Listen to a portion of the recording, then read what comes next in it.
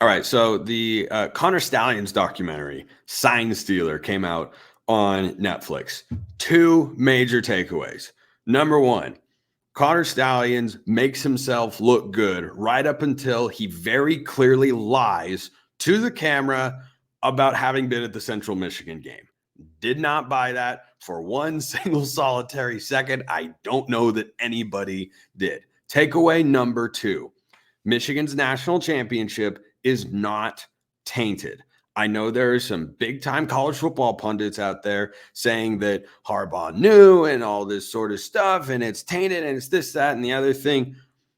I think punishment is plenty warranted. It is clear rules were violated, lines were crossed, but I'll get to that more in just a moment. The biggest takeaway I had was kind of remembering something that we already knew, which is once Connor Stalions was removed from the equation, when he wasn't there, and he's, of course, the guy at the center of all of this, yeah, Michigan still went out and won the football games. And look, I am glad that college football has allowed the in-helmet communication. If you want to call it the Stalions rule, you may do so, but it's a logical step to address this particular issue so that it doesn't arise again. But here's why I say Michigan's national championship should not be tainted beyond just the fact that he was not there on the sidelines and he was the one going out and doing the in-person scouting, which is against the rules. If punishments come down because of the in-person scouting, that is completely warranted. Stripping the national championship, no, I am not in favor of that. But some sort of punishment, yep, lines were crossed, rules were violated there. But the most jarring aspect of this to me, watching it, was understanding, and I had a passive knowledge of this, but I imagine other people who might have watched it, or if you haven't watched it, this might be something that really crystallizes in your head.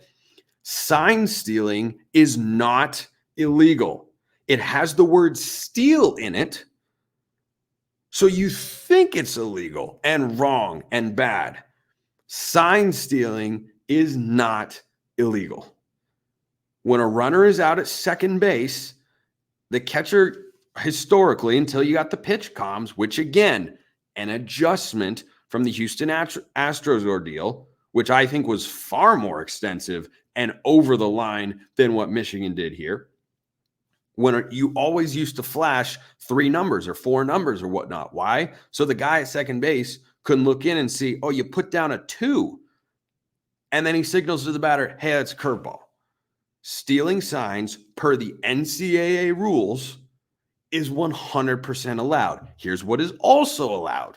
And it was fascinating. The documentary is a great watch. If you haven't seen it, I highly recommend it because there are a lot of fascinating elements. You hear from Connor Stalions himself. You hear from his family. You hear from his friends, how everything went down. You don't really hear from Jim Harbaugh hardly at all. I have no doubts that Jim Harbaugh knew what was taking place.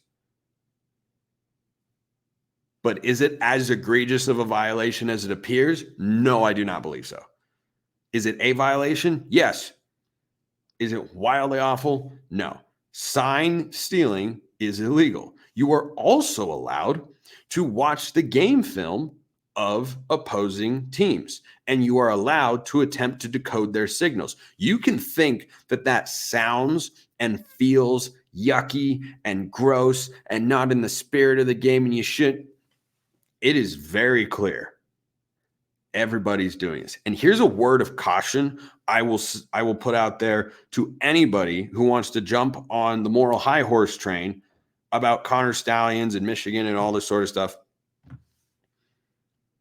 Be very careful that you don't have to eat your words. Now, many of you out there who would make such remarks are frequently random YouTube commenters or, spam accounts or whatever on Twitter, or burner accounts is the word I was looking for there. So you're not going to be held to that same sort of standard that I might for saying such things.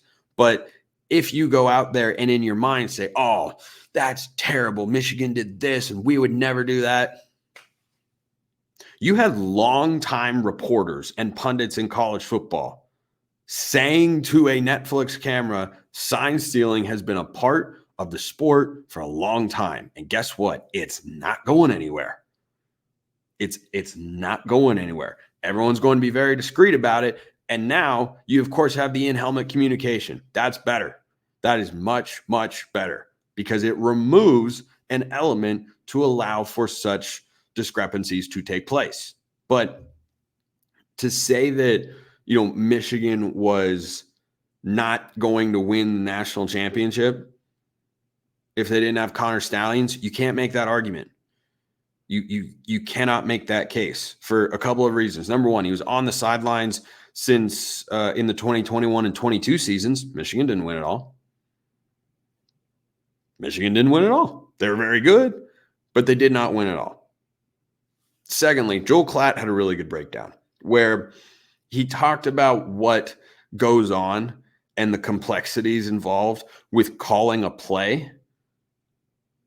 It's incredibly, you have to go listen to him. I'm not going to try and duplicate what he said and everything that goes into understanding the protections, the route combinations. Like even if a pass is coming, if he looks across and he recognizes a signal because he did his homework, he being Connor Stalions, and he says, "Hey, it's a pass. Hey, it's a pass. What kind of pass? What kind of pass are we talking about here?" Like, yes, that's an advantage. There's no doubt about it. But again, the in-person scouting, going to stadiums, dressing up in a Central Michigan outfit, we're crossing a line here. That is too far. Repercussions need to be handed down because that's against the rules. But sign stealing has been around for a long time. And stealing signs in games, you may not like how it makes you feel. That doesn't make it against the rules. That's the fact of the matter. And that was one of my biggest takeaways from it was seeing longtime reporters. I forget who specifically was mentioning it, but it was somebody that was not Connor Stalions who covers college football and was saying, yeah, sign stealing is completely legal. It's allowed. And I kind of sat there and I just kind of sat with that for a minute. I actually paused it and I sat with that for a couple of seconds like, yeah, that's right. There's nothing illegal about looking across and saying, hey, this coach went like that. And this means they're running gap or some, a run concept or whatever. You may not like it. I don't like it if I'm playing my friend or my brother or whoever in EA College Football 25 and we're playing on the same screen and he's looking at my screens to see which of the three plays I could be selecting from. But guess what? You got to make adjustments. That's part of the strategy. That's part of coaching. It may not be your favorite part of it, but it is still a part of it, whether you like it or not. So something I'm sure will come down to Michigan, and Connor Stalions was at the center of all of this. And, I think there was an angle that they were trying to approach of like, man, why was Connor the only guy outed? It's like, well, I guess there are other people involved there. So I can see why they would present that particular part of it or that point of view. But only one guy was dressed in a Central Michigan hat. And that was the worst part of the documentary is I thought overall, Connor presented himself very well and just kind of portrayed himself as I'm just someone who loves Michigan and was doing whatever, I could to help the team. And remember, his first job was actually at Navy where he was working to decode signals. Like it's part of college football. That's what you do. And then it got out of hand, got over the line. Did Jim Harbaugh know? Yeah, I suspect he did. Is he ever going to admit that? No, of course not. Is Jim Harbaugh coming back to college football anyway? No, the NCAA has done a good job of running him off for a cheeseburger.